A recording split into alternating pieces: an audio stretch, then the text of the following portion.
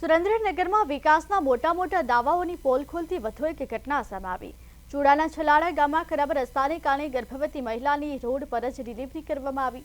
આ ઘટનાને લઈને સ્થાનિકોમાં આક્રોશ છે। મહિલાઓએ આ મામલે કલેક્ટરની કચેરીએ પહોંચીને વિરોધ નોંધાવ્યો। છલાડા ગામના રસ્તાઓ પર વરસાદી પાણી ભરાઈ ગયા છે। હજુ સુધી આ પાણીનો કોઈ નિકાલ કરવામાં આવ્યો નથી। સ્થિતિ અત્યારે એવી છે કે ઇમરજન્સીના સમયમાં એમ્બ્યુલન્સ પણ ગામમાં ઘૂસી શકે તેમ નથી। આ મામલે ગ્રામજનોએ અનેકવાર રજૂઆત કરી છતાં વિકાસના બણગા પોકારનાર અધિકારીઓએ હજુ સુધી કોઈ કાર્યવાહી હાથ ધરી નથી। આખરે ગ્રામજનોએ કંટાળીને આ મામલે કલેક્ટરને આવેદનપત્ર આપ્યું છે। વરસાદ તો જતો રહ્યો પણ હજુ સુધી રસ્તાઓ પર પાણી ભરાયેલા હોવાથી છલાડા ગામના સ્થાનિકોને પારાવાર મુશ્કેલીઓનો સામનો કરવો પડે છે।